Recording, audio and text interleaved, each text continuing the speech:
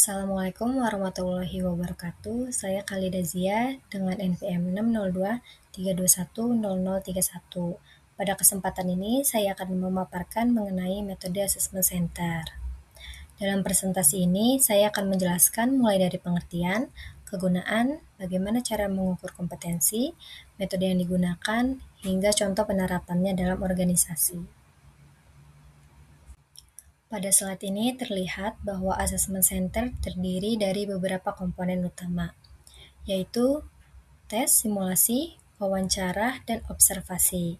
Artinya, dalam Assessment Center penilaian tidak hanya dilakukan melalui satu metode saja, tetapi menggunakan berbagai teknik secara bersamaan. Tujuannya adalah agar asesor dapat melihat kompetensi individu secara lebih menyeluruh. Tidak hanya dari hasil tes, tetapi juga dari bagaimana individu tersebut berpikir, bersikap, dan bertindak dalam situasi kerja. Selain itu, situasi yang digunakan dalam Assessment Center biasanya dibuat menyerupai kondisi kerja nyata, sehingga perilaku yang muncul dapat menggambarkan kemampuan kerja sebenarnya. Assessment Center memiliki beberapa kegunaan penting dalam organisasi. Yang pertama, digunakan dalam proses rekrutmen untuk membantu perusahaan memilih kandidat yang paling sesuai dengan kebutuhan pekerjaan. Lalu yang kedua, digunakan dalam promosi jabatan sehingga perusahaan dapat memastikan bahwa individu yang akan naik jabatan memiliki kompetensi yang dibutuhkan. Yang ketiga, digunakan dalam training atau pengembangan karyawan untuk mengetahui kemampuan apa saja yang perlu ditingkatkan. Dan yang terakhir, digunakan dalam talent manajemennya itu untuk mengidentifikasi potensi karyawan yang dapat dikembangkan di masa depan. Bagi calon sarjana psikologi, memahami Assessment Center sangat penting karena metode ini banyak digunakan dalam dunia kerja, khususnya di bidang industri dan organisasi. Dalam praktiknya, peran ini sering terlibat dalam proses seleksi dan penilaian karyawan. Oleh karena itu, mahasiswa perlu memiliki kemampuan untuk mengamati perilaku, melakukan analisis, dan menilai kompetensi secara objektif. Melalui Assessment Center, mahasiswa juga belajar bagaimana mengambil keputusan berdasarkan data yang diperoleh dari berbagai metode penilaian. Kemampuan ini akan menjadi bekal penting ketika nantinya bekerja di bidang HR atau organisasi.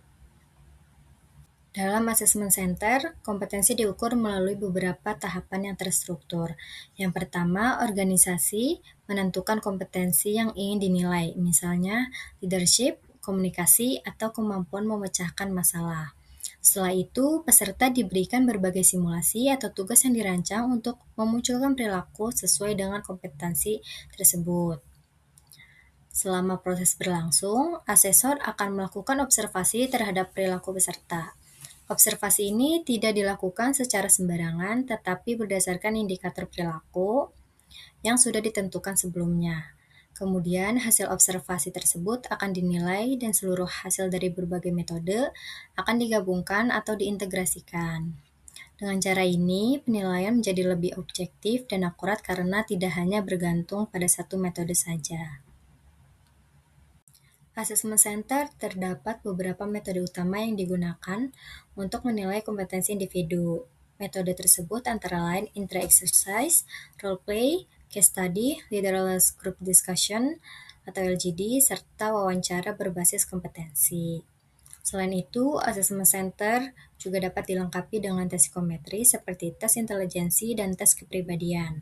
Penggunaan berbagai metode ini bertujuan agar penilaian yang dilakukan menjadi lebih lengkap, karena setiap metode dapat mengungkap aspek kemampuan yang berbeda. Setiap metode Assessment Center memiliki fungsi yang berbeda. Yang pertama, intra-exercise digunakan untuk melihat bagaimana seseorang mengambil keputusan dan menentukan prioritas pekerjaan dalam kondisi banyak tugas. Lalu role-play digunakan untuk melihat kemampuan komunikasi dan kepemimpinan dalam situasi tertentu, misalnya saat menghadapi konflik. Lalu ada case study yang digunakan untuk menilai kemampuan analisis dan pemecahan masalah berdasarkan suatu kasus yang diberikan. Lalu ada LGD atau diskusi kelompok yang digunakan untuk melihat bagaimana seseorang bekerja sama, menyampaikan pendapat, dan berinteraksi dalam tim. Lalu yang terakhir ada wawancara konfirmatori yang digunakan untuk menggali pengalaman serta perilaku individu secara lebih mendalam berdasarkan situasi yang pernah dialami.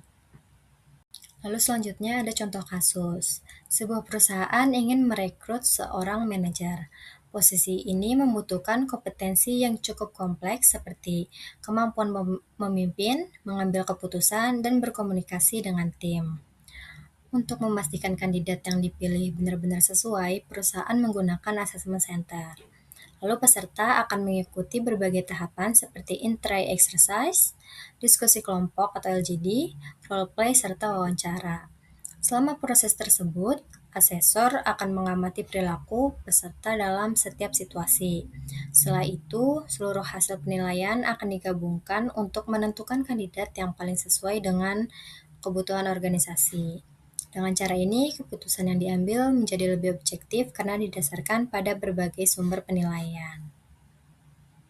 Jadi, Assessment Center merupakan metode penilaian yang komprehensif karena menggabungkan berbagai teknik seperti simulasi, wawancara, dan observasi.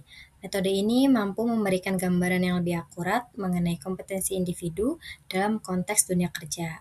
Oleh karena itu, pemahaman mengenai Assessment Center menjadi sangat penting, terutama bagi calon sarjana psikologi yang akan terjun ke dunia profesional.